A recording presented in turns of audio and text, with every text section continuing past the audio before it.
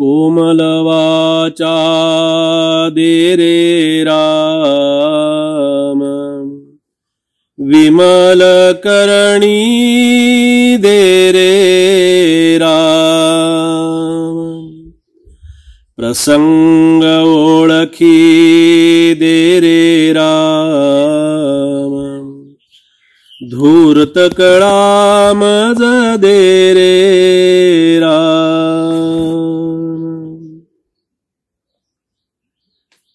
जीवन आनंदाचा उपभोग घेण्यासाठी, आनंदाचं सुखमय अशा प्रकारचं जीवन जगून दुसऱ्यालाही त्या आनंदाचा काहीतरी आपल्याकडून लाभ घडेल अशा प्रकारची कृती या मानवी जीवनामध्ये घडली पाहिजे.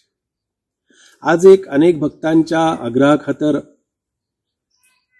असा एक विषय आज चिंतनाला घेतलाय की रूढी परंपरेच्या संघर्षामध्ये आपण काय करतो की या रूढी परंपरेच्या संघर्षामध्ये भगवंताचा आनंद गमावू नका. आपण रूढी परंपरा तर पालन करायला हव्या आहेत, पालन करणं आवश्यक आहे, पण या रूढी परंपरा सांभाळत असताना आता पहा, मठ मंदिरांची परंपरा, ही मठ मंदिरांची परंपरा अनेक वर्षानुवर्ष चालत आलेली आहे, ती खंडित झालेली नाही आणि भगवंत कृपेने ती कधीही खंडित होणारही नाही. पण परिस्थितीनुरूप आपण पाहिलं तर या क्षेत्रावरची मठ मंदिरांची परंपरा हे सांभाळण्यासाठी भक्त आहेत, शिष्य आहेत, त्यांची परंपरा आहे. पण या रूढी आणि परंपरा ज्या आम्हाला जाचक वाटतात, या रूढी परंपरा आता सांभाळणं कठीण दिवसेंदिवस होत चाललेलं आहे. कारण संतांनी या रूढी परंपरा ज्या सुरू केल्या, अनेक काळापासून या रूढी परंपरेचं आपण चिंतन करतो आहोत किंवा पाहतो आहोत. त्या त्या कालानुरूप, त्या त्या परिस्थितीमध्ये, त्या त्या समाजाची धारणा बघून, त्या त्या लोकांची मनस्थिती पाहून, त्या त्या लोकांची श्रद्धा आणि त्या त्या लोकांचं कार्य बघून, या सगळ्या परिस्थितीचा विचार करून ही परंपरा सुरू झालेली आहे. वर्षानुवर्ष वारीची परंपरा आहे, आज तागेत ती अखंडपणानं सुरू आहे. मग ही परंपरा जी आहे, ही परंपरा सांभाळणारे अनेक भक्त आहेत, अनेक शिष्य आहेत, अनेक प्रकारचे लोक आपल्याला पाहायला मिळतात. पण मग या रूढी आणि परंपरा ज्याचं चिंतन आपल्याला करायचं आहे, या आपल्या घरामध्ये या सणावारांच्या परंपरा ज्या आहेत, या सणावारांच्या परंपरा आपल्याला घरात सांभाळणं आता परिस्थितीनुरूप कठीण होत चाललंय. अनेक जण याबद्दल असं विचारतात की बुवा आमच्या आधीच्या पिढीपर्यंत, आमच्या पिढीपर्यंत हे चालत आलं, पण आता पुढची पिढी सांभाळेल की नाही आम्हाला माहित नाही. हे मनामध्ये का आलं? हे येण्याचं नेमकं कारण असं की याच्यासाठी काही केवळ तरुण पिढीच त्याच्यासाठी कारणीभूत आहे असं नाही, तर सध्याची परिस्थिती जी आहे, ही सद्य परिस्थिती त्याला कारणीभूत आहे. आणि या परिस्थितीनुरूप आपण बदलत जाणं, या परिस्थितीनुरूप आपण समर्थांनी जसं म्हटलेलं आहे की सतसत विवेक बुद्धीला स्मरून या रूढी परंपरांचं पालन करावं. रूढी परंपरा मोडीत काढाव्या, रूढी परंपरा चुकीच्या आहेत, रूढी परंपरांचं पालन करूच नये अशा प्रकारचा विषय नाही. पण या रूढी परंपरेच्या माध्यमातून घरामध्ये फटाके फुटता कामा नये. अनेक प्रकारच्या संघर्षामध्ये हा संघर्ष घरामध्ये होताना दिसतो की आमची परंपरा अशा प्रकारची होती आणि आता ती परंपरा पुढची पिढी सांभाळत नाही. त्याचं नेमकं कारण असं की या तरुण पिढीसमोर सुद्धा दोन प्रकारचे विचार त्यांच्या समोर असतात. एक, आधीची परंपरा सांभाळायचं तर बाहेरची परिस्थिती त्यांना आता सध्या अनुकूल दिसत नाही, आणि बाहेरची परिस्थिती जर अनुकूल आपण करून घेतली तर या रूढी परंपरा सांभाळणं तितकंसं सोपं जात नाही. म्हणून आपल्या विवेक बुद्धीला स्मरून हे सगळं करावं. बघा कशा प्रकारच्या जाचक असतात परंपरा, किती रूढी आणि परंपरा कशा प्रकारानं काहीतरी वेगवेगळ्या प्रकारानं त्यांनी ते सगळ्या सुरू झालेल्या असतात की नाही. एक उदाहरण सांगतो म्हणजे आपल्या लक्षात येईल. एक वेदपाठशाळा होती आणि या वेदपाठशाळेमध्ये जेव्हा वेदांचं पठण व्हायचं, ज्या वेळेला गुरुजी वेदांची संथा द्यायचे, त्यावेळेला विद्यार्थी पाठाला बसलेले असायचे आणि पाठाला बसलेले असताना तिथून एक मांजर जा ये करायची.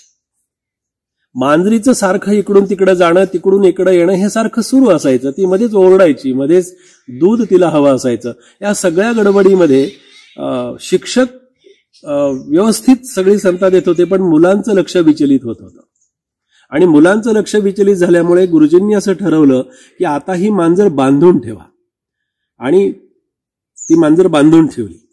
रोज हाच नियम झाला की वेद पाठशाळेची संथेची सुरुवात होण्यापूर्वी किंवा वेद पाठशाळा सुरू होण्यापूर्वी, ती सुरू करण्यापूर्वी गुरुजींनी मांजर आधी बांधायची आणि मग पाठाला सुरुवात करायची. कालांतरानं काय झालं, गुरुजी आजारी पडले, दुर्दैवानं निघून गेले. दुसरे गुरुजी त्यांच्या जागेवरती आले. त्यांना असं समजलं की इथे पाठाच्या आधी मांजर बांधली जाते. म्हणाले मांजर कुठे, ती पहिल्यांदा घेऊन या. ती मांजर आणली, नवीन गुरुजींनी बांधली आणि मग पाठाला सुरुवात केली. कालांतराने ती मांजरही गेली. मांजर गेल्यानंतर असा प्रश्न आता उपस्थित झाला की मांजर नाही, मग पाठाला सुरुवात कशी करायची. मांजर मिळेपर्यंत वेदपाठशाळा बंद ठेवली. आणि जेव्हा मांजर नवीन शोधरा आणली, तिथे बांधली, तेव्हा वेद पाठशाळेला सुरुवात झाली. अशा प्रकारच्या ज्या परंपरा आहेत, अशा प्रकारच्या ज्या रूढी आहेत, या अज्ञानानं, अविचारानं आणि अविवेकानं सुरू झालेल्या परंपरा ह्या कुठेतरी थांबणं आवश्यक असतं. म्हणून आजचं हे चिंतन हे त्याच्यासाठी आपण केलेलं आहे. रूढी आणि परंपरा यांच्या संघर्षामध्ये साधकांनी त्याच्यात रमू नये, उपासकांनी त्याच्यामध्ये रमू नये. कारण रूढी परंपरा, उपासना आणि साधना, खरं तर या रूढी आणि परंपरा ज्या आहेत, या रूढी परंपरा सहजतेनं, स्वाभाविकतेनं, प्रसंगानुरूप आपल्याला बदलता येणं आवश्यक आहे. आज जर आपण पाहिलं तर 100 वर्षापूर्वीची परंपरा आज सांभाळणं शक्य आहे का? आपल्या विवेक बुद्धीला आपण विचार करावा. घरामध्ये जी वयस्कर जुनी मंडळी जी आहेत, त्यांचा आणि तारुण्याचा संघर्ष इथेच होतोय. आज तरुण मंडळी असं म्हणतात की आम्ही जर हे सगळं इथे करत बसलो तर मग आमची जी जीवन जे आहे, हे जीवन आता इतकं धावपळीचं जीवन झालंय, इतकं गडबडीचं जीवन झालंय, आणि आता कुठे आम्ही 3 तास 2 तास देवापुढे बसू शकतो? आता कुठे आम्ही या सगळ्या परंपरा आणि तुमच्या सगळ्या ज्या काही कुलधर्म, कुलाचार, हे तर सांभाळणं गरजेचं असतं. ते कधीही डावलून चालणार नाही, ते कधी टाळून चालणार नाही, आणि ते टाळूही नये हे नक्की आहे. पण त्याच्यामध्ये कुठेतरी या घरातल्या परंपरा ज्या आहेत, या सणावारांच्या परंपरा ज्या आहेत, या सणावारांच्या परंपरेला सद्यस्थितीप्रमाणे आपल्याला त्याच्यामध्ये अनुकूलता निर्माण करता आली पाहिजे. आणि त्यामुळे घरामध्ये वर्षभर छान चाललेलं असतं, मस्त मजेत, आणि नेमकं सणावाराला काहीतरी तिथे गडबड गोंधळ चाललेला असतो, काहीतरी तिथे गोंधळ झालेला असतो, आणि त्या गोंधळाचं कारण असतं या रूढी आणि परंपरा. खरं तर परंपरेचं पालन करत असताना भगवंताची कृपा हा त्याच्या पाठीमागचा एक छान संकल्प असला पाहिजे. एक त्याच्या पाठीमागची एक ती छान योजना आहे की ही रूढी परंपरा आम्ही पाळतो आहोत, याचं कारण असं की आम्हाला भगवंतानीच हे सगळं दिलेलं आहे आणि त्याच्यासाठीच आम्ही हे सगळं करतो आहोत. बघा, परंपरेचं पालन, या रूढींचं पालन सुद्धा श्रद्धेनं करणाऱ्यांना भगवंत कसा दर्शन देतो पहा. संतश्रेष्ठ श्री गजानन महाराजांचे भक्त होते, बाळकृष्ण कुलकर्णी नावाचे. भक्तांना माहिती आहे, वर्षानुवर्ष अखंडपणानं सज्जनगडाची वारी चाललेली आहे, परंपरेनं चालत आलेली आहे, आणि वर्षानुवर्ष ते वारी करतायत. थकले, वारी होईनाशी झाली. 1 वर्ष असं झालं की दासनवमीला सज्जनगडावरती जाता आलं नाही, पण अंतःकरणापासून मात्र ते गडावरती होते. मग इथे काय म्हणायचं? मग इथे परंपरा खंडित झाल्याचं दुःख मानायचं का मनाने तुम्ही तिथे गडावरती आहात हे समजून आनंद मानायचा? हा प्रत्येकाच्या सत्सद विवेक बुद्धीचा विषय आहे, आणि तो त्यांनी त्या पद्धतीनं तो विषय हाताळता आला पाहिजे.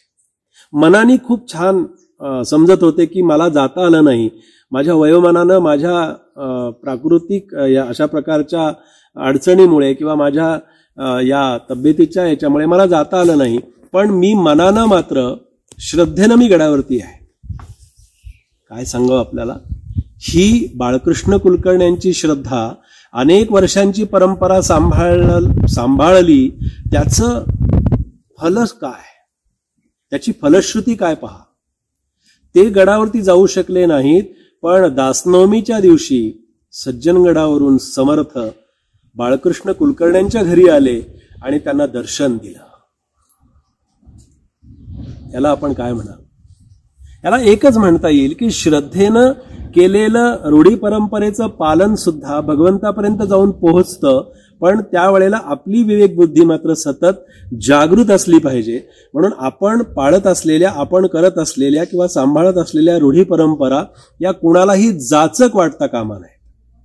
त्याचा इतरांना, दुसऱ्याला त्रास होणं आणि त्यांना त्रास देऊन त्या परंपरांचं पालन करणं हे भगवंताला कितपत आवडत असेल याचा विचार ज्याचं त्यानं करणं अत्यंत आवश्यक आहे. म्हणून मला असं वाटतं की आधीच तर भगवंताच्या आनंदामध्ये आड येणारी अनेक विघ्न आहेत, अनेक प्रकारचे संघर्ष आहेत, अनेक प्रकारच्या अडचणी आहेत. त्याच्यामध्ये आपला सगळा परिवार आहे, त्याच्यामध्ये आपलं सगळं कुटुंब असतं, त्याच्यामध्ये हे सगळे सुखाची सांगती असतात. आनंदामध्ये प्रत्येक जण सहभागी होतो, पण दुःखामध्ये कोणीही सहभागी होत नाही.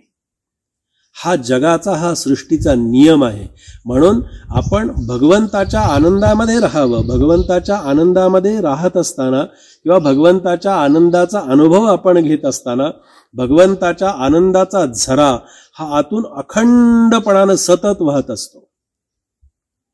पण आपल्याला केवळ त्या झऱ्याचा आनंद घेऊन थांबायचं नाही, तर आपल्याला त्या झऱ्यातून भगवंताच्या कृपेचा आणि सद्गुरूंच्या कृपेच्या आनंदाचा धबधबा ओसंडताना आपल्याला पाहायचा आहे. म्हणून आजच्या विषयाच्या अनुषंगानं असं मला एवढंच सांगायचं आहे की रूढी परंपरा अवश्य जेवढ्या शक्य आहे, जेवढं पालन करणं शक्य आहे, दुसऱ्या कुणालाही जाचक होणार नाहीत. माझ्या आनंदासाठी मी करतो आहे याचं पालन नक्की करावं, पण या परंपरा दुसऱ्यावरती लादणं आणि त्यांनी त्याचप्रमाणे कराव्यात असा अट्टाहास करणं हे मात्र या ठिकाणी आनंदाच्या आड येणारं विघ्न आहे असं मला नेहमी वाटतं. म्हणून या रूढी परंपरेच्या संघर्षामध्ये आपण कुठल्याही प्रकारच्या आपल्या आनंदाला बाधा येईल अशा प्रकारची कृती आपल्याकडून होऊ नये याची साधकांनी दक्षता घेणं अत्यंत आवश्यक असतं. म्हणून हे चिंतन आज आपल्यासमोर ठेवलेलं आहे.